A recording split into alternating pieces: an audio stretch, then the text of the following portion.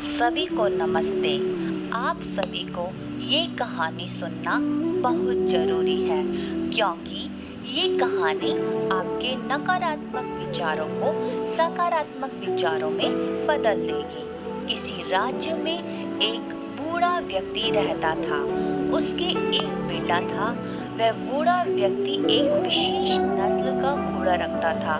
उस घोड़े को सभी खरीदना चाहते थे, यहाँ तक कि राजा ने भी उसके अच्छे खासे दाम लगा दिए थे। लेकिन वह सभी को यह कहकर मना कर देता था कि वो हमारा घर का सदस्य है और घर के सदस्य को बेचा नहीं करते। बूढ़ा बाबा अपनी विशेष प्रकार की बातों के लिए भी विख्यात थे। एक रात घोड़ा गायब हो जाता है तो सब लोग बूढ़े बाबा के पास आकर इकट्ठे हो जाते हैं और कहते हैं, बाबा अब क्या होगा? वह तो आपकी जीविका का एकमात्र साधन था। बाबा शांत रहे। फिर सबने कहा, यदि बाबा आप उसे पहले बेच देते तो उससे आपको पैसे मिल जाते, जिसके कारण आप बाकी की जिंदगी आराम से जी लेते। बाबा ने कहा, सब सही है। सब व्यक्ति चले गए।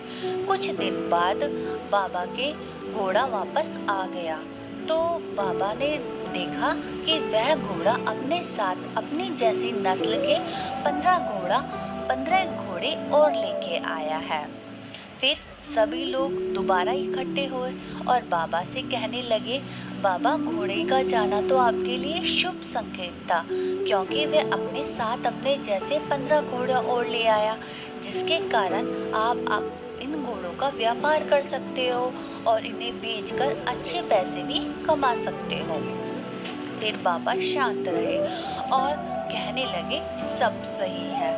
फिर उन जंगली घोड़ों को संभालना बहुत मुश्किल था। बाबा का जो बेटा है वह उन्हें अपने वश में करने की कोशिश कर रहा था, लेकिन वह संभलने में ही नहीं आ रहे थे। एक दिन तो जो बाबा का बेटा है वह घोड़े से गिर पड़ा, जिसके कारण उसकी हड्डियां टूट गई और एक पैर गंवाना पड़ा। फिर सब लोग दोबारा बाबा के घर इकट्ठे हुए और कहने लगे, बाबा इन घोड़ों का तो आपके घर आना अशुभ संकेत रहा। न तो ये घोड़े आते, न बेटे के लगते, न पैर गंवाना पड़ता। फिर बाबा शांत रहे और बोले, सब ठीक है। इसके बाद वह वहाँ से चले गए। फिर कुछ दिन बाद उस राज्य पर हमला हो गया, जिसके कारण राजा ने अचानक से सभी लोगों के बच्चों को अपनी सेना में भरना शुरू कर दिया। इससे लोग रोने और चिल्लाने लगे, लेकिन केवल वह बूढ़ा बाप और उसका बेटा बच गया। फिर सभी लोग बाबा के घर इकट्ठे हुए। फिर सब लोग कहने लगे, बाबा आपका बच्चा तो पैर के कारण बच गया, पर हमारे बच्चों को ले गए, अब हम क्या करें? तो बाबा ने कहा, कुछ मत करें, शांत रहें क्यों और वर्तमान में जिए। वह सब बच्चे युद्ध के बाद जिंदा आ जाएंगे। वे सभी लोग चले गए। कुछ दिन बाद वह बच्चे वापस जिंदा थे, पर कुछ व्यक्ति घायल भी थे। इसके बाद बाबा से सब लोग इकट्ठा होकर बोलने लगे, बाबा आप इतने शांत कैसे रहते हैं, चाहे सुख हो या दुख हो?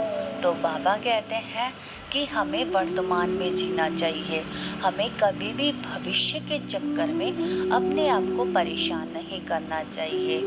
जो है सब सही है, ये कहकर चले जाते हैं। तो दोस्तों, आपको इस कहानी से यह शिक्षा मिली होगी कि हमें कभी भी आगे की नहीं सोचनी चाहिए, वर्तमान में ही जीना चाहिए, क्योंकि हम सभी लोगों को खुश नहीं कर सकते हैं। उम्मीद है आपको ये कहानी अच्छी लगी होगी। धन्यवाद।